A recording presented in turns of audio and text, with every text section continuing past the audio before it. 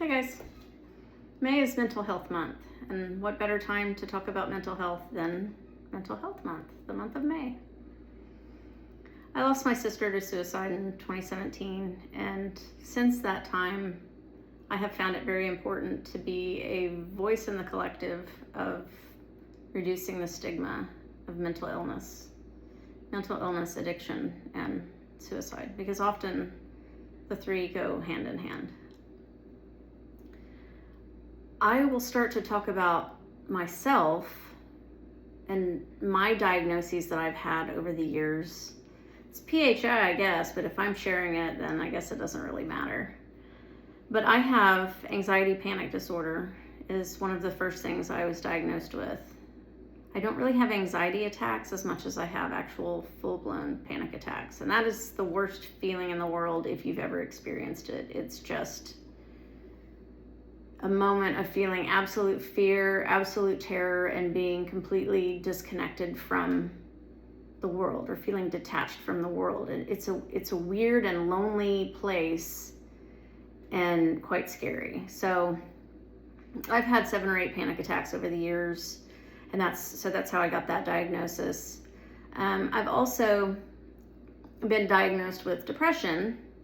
Bipolar 2 is essentially like kind of bipolar, but instead of having major highs, you have major lows mostly.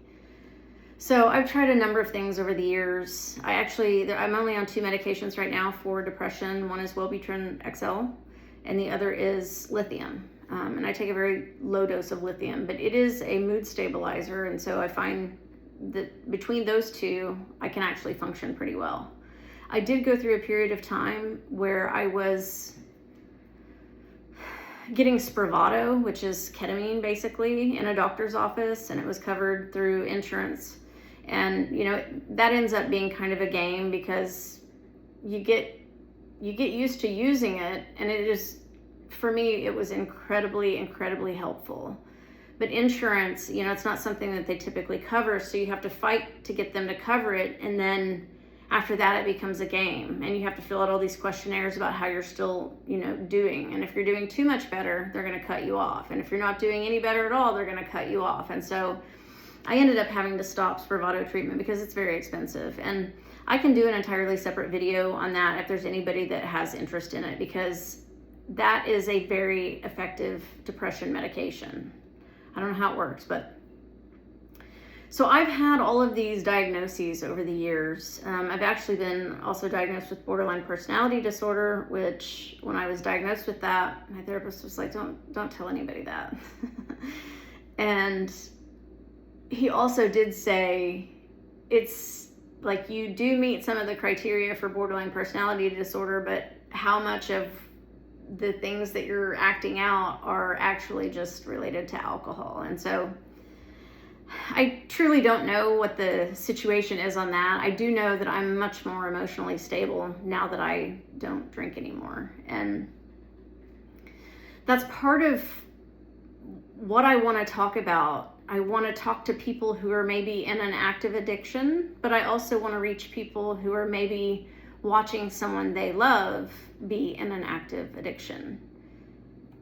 If you're in an active addiction right now, you may not hear anything that I am saying about how great life can be, and really it's a matter of, it takes some willpower, but it's a matter of changing your routine, finding a new routine that works for you.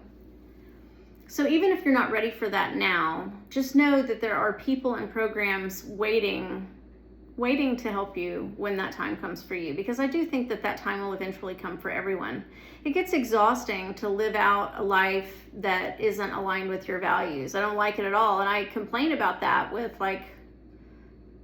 Republican Christians or Trump people right now. They're not living out a life that's aligned with their values. But you know what? When you are in an addiction, you're really not doing that either. And you're numbing the bad things because they're so bad you can't really face them, but you're also numbing the good things. So you miss a lot of life. And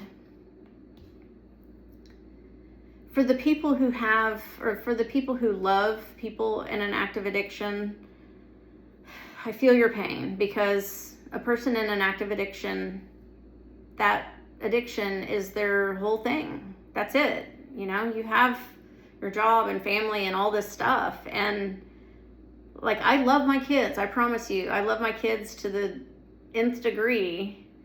But the substance was up here and it overruled, or it ruled everything. So it's not necessarily an easy decision to come to give up your drink or drug or whatever it is. But if you come to that place, just know that your friends and family will want to help you. And again, oftentimes the mental illness is with the addiction, and for some people, ultimately, it is with the suicide as well. So I want to have some more conversations about this. I want to put more information out there. If anybody has questions for me about anything related to anything that I'm talking about, mental health, addiction, suicide, even my personal story, I'm happy to share.